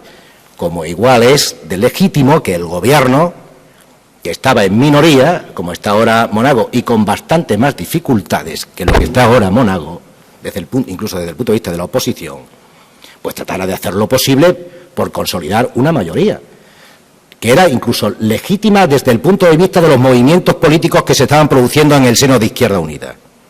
Porque la crisis de Izquierda Unida, como se está contando aquí, no viene de la noche a la mañana. No me refiero a lo que a lo que ha dicho Teresa. No, viene de un debate profundo que había en la izquierda, sobre todo Izquierda Unida, hace mucho tiempo, desde la lectura política que tenía Julio Anguita de las dos orillas y otra gente de la izquierda que no creía en lo de las dos orillas, que simplemente una gente de Nueva Izquierda que tenía en perspectiva consolidar gobiernos progresistas en España, y otra que su teoría era vamos a hacer lo posible porque el PSOE no sea el referente de la izquierda en España, sino que lo voy a ser yo. Era el famoso sorpaso. Si no lo habéis estudiado o no habéis leído, yo os lo digo. El famoso sorpaso significa que el partido hegemónico de la izquierda debería ser Izquierda Unida y no el Partido Socialista. Eso ha sido una pelea en la izquierda desde toda la vida. Pero el resultado de todo esto que os hemos estado contando es que el PSOE volvió a ganar las elecciones. ¿Por qué las gana? Porque el PSOE gobernó la región. Gobernó la región y tenía dificultades, porque aquí tenía que estar la Junta de Extremadura todos los días, en todas las comisiones, todos los consejeros, constantemente. Es verdad que una de las quejas que mantenía el Gobierno siempre era, joder, no podemos trabajar porque estamos más en la Asamblea compareciendo que en el Gobierno. Cuidado. Una dialéctica, la de Asamblea, Junta de Extremadura, Ejecutivo, Legislativo, que hemos querido mantener no solo Teresa, sino todos los presidentes. Yo he tenido unos enfrentamientos muy serios con miembros de mi gobierno. Lo lógico. Hay unas composiciones que se daban de determinadas, desde el lucho. A mí me gusta que tuviera más preponderancia la Asamblea de Extremadura que la Junta de Extremadura. Incluso por egoísmo personal, porque el que dirigía la Asamblea era yo. Siempre tenemos los seres humanos las tendencias a las políticas personales muchas veces, sin darnos cuenta. Me parece que la institución también es nuestra y tenemos el rollo de decir tú no lo vas a quitar. Y siempre ha habido una dialéctica de la Junta de Extremadura contra la Asamblea de Extremadura, que en este caso, y se daba en circunstancias con la que mantenía otro partido, pues era más abrupta. Pero no hay que olvidar que todas las contradicciones que se van produciendo en esos años entre Izquierda Unida y la habilidad, no solamente del señor Ibarra, sino del Partido Socialista, que era un partido muy cohesionado. Porque si en los tiempos tanto de González como de Ibarra no se hubiera tenido un partido como el Partido Socialista Obrero Español de aquella época, que pensaba lo mismo en todos los rincones de Extremadura y de España, no como ahora, no tenía un instrumento que pudimos aguantar el tirón, incluso conseguir mayoría social a los 4 años. El gobierno de Ibarra muy hábilmente negoció un presupuesto. Uno lo prorrogamos, no hay que olvidarlo. Y el siguiente lo aprobamos efectivamente con el Partido Popular. Y el siguiente lo aprobamos con Izquierda Unida, en unas largas conversaciones que se mantuvieron. No sé si fue antes o después y antes, si fue con uno o con otro. Y así pudimos llegar a los 4 años con presupuesto. Es verdad que hay que agradecerle el esfuerzo que hicieron tanto Teresa, desde el punto de vista institucional también, porque era dirigente de Izquierda Unida, y Barrero, porque yo de aquellas conversaciones con Juan Ignacio recuerdo el listado que nos trajo Juan Ignacio para negociar. Aquí detrás fue la última firma entre Juan Carlos y tú no lo fuiste a dar el documento al escaño. Yo es que he sido testigo presencial mudo de muchas circunstancias de la vida de esta región, pero ya hablaremos algún día, cuando pase algún tiempo. Entonces, yo creo que esa es la respuesta a todo. Nos la dieron los ciudadanos. El PSOE se volvió a presentar con, no sé si íbamos en coalición, sí, nos inventamos también una coalición de PSOE regionalista, porque atrajimos parte del regionalismo, que se decían ellos socialdemócratas y tal, y esta historia, y parte de lo que había sido la izquierda, en Izquierda Unida también, una organización llamada Nueva Mayoría, o Mayoría Nueva, Nueva Izquierda, que se unió a un proyecto que perdura, por cierto, hasta hoy. Luego debería tener puntualizaciones serias porque ha traspasado a 20 años. No sería... No, digo, no, el proyecto de los dos, que se mantiene todavía, el proyecto, sí, hombre, pero lo hay. Hay gente nueva, no, hay gente de nueva izquierda que sigue siendo líderes dentro del Partido Socialista. Quiero decir que se consolidan situaciones. Y la respuesta a todo, y vuelvo a insistir, no sé por qué se ha dado esto del 95, es que quizás sea lo más atractivo desde el punto de vista político, ¿no? Pero vamos, yo lo digo muy claramente, el resultado fue que en el año 99 el PSOE consiguió, en vez de 31, 37 o 38 escaños, en el año 99, 2003, sacó otros 37 escaños y que el año del 2007, por desgracia, no sé por qué, porque no se había hecho nada del otro mundo para que nos dieran el palo, digo yo, desde aquí, no había habido ni 95, ni había habido otra cosa, perdimos la mayoría absoluta, yo creo que por un cansancio también de la gente, probablemente, a los 20 años o 24 años de gobierno socialista, y porque a lo mejor a la gente también, a los ciudadanos, les encanta lo de la no mayoría absoluta, que le encanta a todo el mundo, pero a aquel que no la tiene, porque a todo el mundo le gusta tener. Yo recuerdo que cuando Aznar no consiguió la mayoría absoluta, por cierto que Aznar esas elecciones, después de lo que estamos contando, ganó al Partido Socialista por 100.000 votos, y nos iban a barrer. Pues por 100.000 votos ganó las elecciones y gobernó con el apoyo de los nacionalistas vascos y catalanes. Aznar. Estoy hablando de Aznar, no de Izquierda Unida. Aznar, la derecha más conservadora del Partido Popular. Que no pasa nada, es lo que quiero decir, ¿no? Gobernó durante... Pero todo el país, entre ellos teresianos a través de su periódico, porque lo contemplaban adecuadamente, yo también, todo el país estuvo pidiendo constantemente que esos pactos no eran normales. Lo de la derecha conservadora con los nacionalistas. ¿Y qué ocurrió? Porque eran contradictorios el acuerdo. ¿Qué ocurrió? Que el PP ganó las elecciones siguientes por mayoría absoluta, más contento que Pascua. Salieron de aquí todos. Es lógico, porque lo que el país quiere es estabilidad. Yo poner en duda lo que los ciudadanos hacen como voto me parece una arrogancia. Incluso a los analistas desde el punto de vista político, en los medios de comunicación y todos los tertulianos, se pone a analizar no el por qué suceden esas cosas, sino machacar porque suceden, que son cosas distintas. El voto es un respeto absoluto a lo que votan nuestros conciudadanos. Y después, es importante decir, lo último, las leyes son necesarias. Y las leyes, cuando se hicieron en aquella época, estaban consolidando un sistema jurídico institucional de la comunidad autónoma. La ley de gobierno es obligatoria hacerla, el reglamento de la Cámara es obligatorio hacerlo. Todo lo que hacía referente a lo que iba a ser la comunidad autónoma, los que habéis estudiado Derecho, sabéis que era absolutamente... eran leyes necesarias. Vosotros imagináis un Parlamento, aunque no haga nada, simplemente dar caña al gobierno, que en Extremadura ahora mismo estuvieran gobernando sin diputados, o que Ibarra se hubiera tirado 24 años sin diputados, sin Asamblea de Extremadura. Si todavía se quejan algunos sectores de la opinión publicada, que era casi autoritarismo lo que había tras las mayorías del Partido Socialista, fijaros sin Asamblea de Extremadura, que es lo que no hubiera hecho mi compañero Ibarra, si no hubiera tenido el control, por lo menos alguna pregunta de vez en cuando, o tener que venir aquí. Por eso la Asamblea es necesaria, no solamente porque haga leyes o no, porque es la enjundia del sistema democrático, no hay otra cosa. Parlamentos, legislaciones, control y ejecutivo. ¿Que entorpece algunas veces las situaciones desde el punto de vista administrativo y político para los que dirigen un país? Pues efectivamente, pero para eso nació.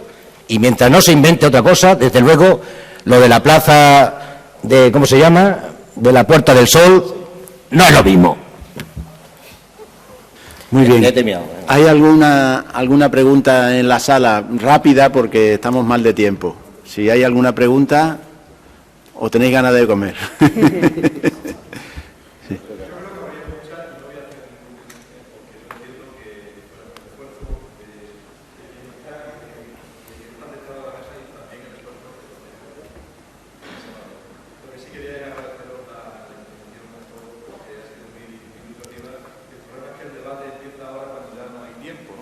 De tal manera que, bueno, pues simplemente decir eso, ¿no? Pues que muchísimas gracias en la parte de alguna manera de organización que me corresponde y creo que este debate que se ha iniciado ahora tendrá que continuar, porque lo importante, el espíritu de esta jornada es que haya un diálogo con el pasado.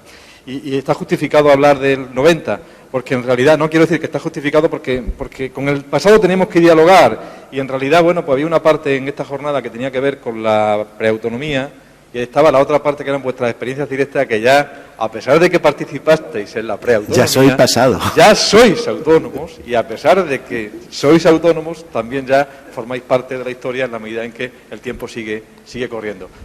Por mi parte, no sé si alguien quiere tomar la palabra, pero por mi parte no lo voy a hacer, aunque me quedo con muchas preguntas que formular. Y yo creo que estaríais emplazados a una siguiente jornada de debate, y muchísimas gracias por vuestra participación. Nos emplazamos entonces a otro año con el compromiso de no poner la mesa redonda a la 1 para terminar a las 3, sino ponerla a las 9 para que a las 11 empecemos a debatir. Muchas gracias.